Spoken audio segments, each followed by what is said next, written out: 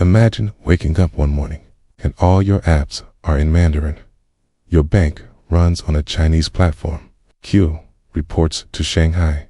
Sounds absurd. Well, not if we continue the way we are going. Myth. This isn't a sci-fi dystopia, it's a question that's already shaping our future. Will the United States stay the global superpower, or will China overtake us? It's not just about flags and GDPs, it's about control. Who will decide how we live, work, and think in the decades to come? Because, make no mistake, this isn't a Cold War. It's a silent race. Both giants are running full speed. Let's not kid ourselves. America has muscle, the world's largest economy, the most powerful military, Silicon Valley, the dollar. That kind of dominance doesn't just vanish overnight. But what if I told you China has been playing a different game? A longer, quieter, more disciplined one. Like a chess player smiling 3 moves before checkmate. Here's a number that'll jolt your morning coffee by 2029. Some projections say China's economy could surpass the US in nominal GDP, not purchasing power actual dollars. And with its Belt and Road Initiative spreading infrastructure through Asia, Africa, and Europe, China isn't just expanding its embedding. But wait, before you start Googling Mandarin classes near me, let's zoom out. Military strength. America still owns the skies, seas, and cyberspace.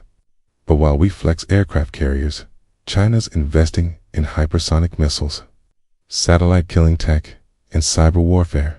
Ever heard of unrestricted warfare? It's not about guns. It's about destabilizing economies, sowing digital chaos, winning without a single bullet fired. And China wrote the manual. Still with me? Good, because here's where it gets weird. China produces 90% of the world's rare earth elements metals we need for phones, fighter jets, and electric vehicles. You like your iPhone? Thank China. You like America's F-35s? Yeah, same story. Imagine them cutting us off, not with bombs, with supply chains. That's not a trade dispute. That's strategic strangulation. And yet, America's not exactly helpless innovation. Still ours. Our universities, our tech ecosystem, our cultural influence, they're unmatched. TikTok may be Chinese, but you better believe it runs on American-made devices, marketed through American platforms, and monetized by American-style capitalism. Now, here's a little plot twist. While China focuses on control and uniformity, America thrives in chaos. Okay? Our strength is in our messy, loud, unpredictable democracy. It's our X factor, our Achilles heel, and our superpower. Pause for a second.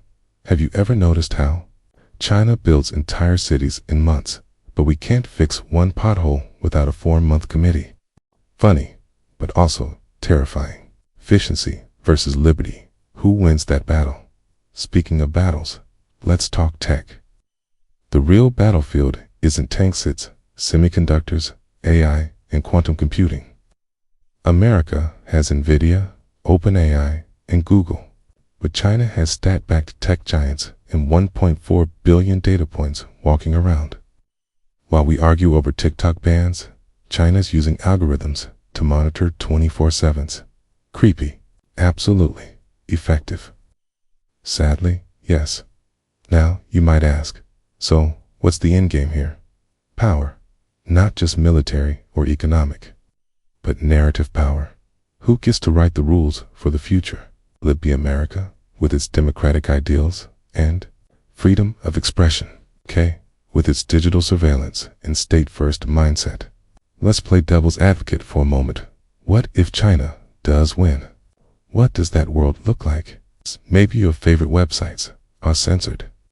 Maybe your financial transactions need state approval.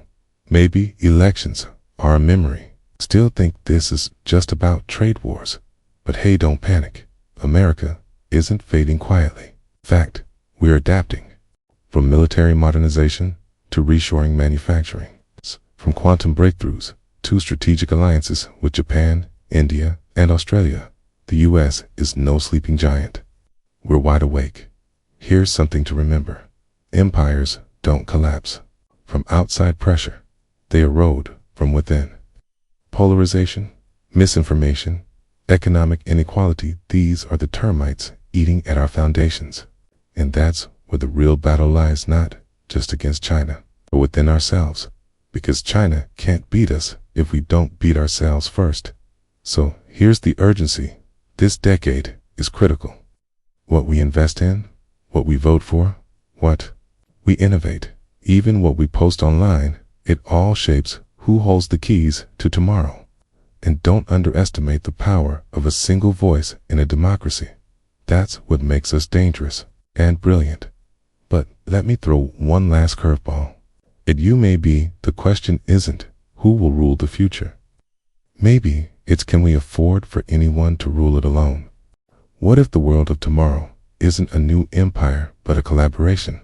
Idealistic? Maybe. Impossible? Not quite. 'Cause if this rivalry spirals into conflict, we're not talking about winners and losers anymore. We're talking about ashes. Nuclear, economic, digital. Cold wars don't always stay cold. So as we stand on this razor's edge between dominance and destruction, ask yourself, are we building a future we'll want to live in, or just trying to beat the other guy until you've made it this far? So here's the final twist.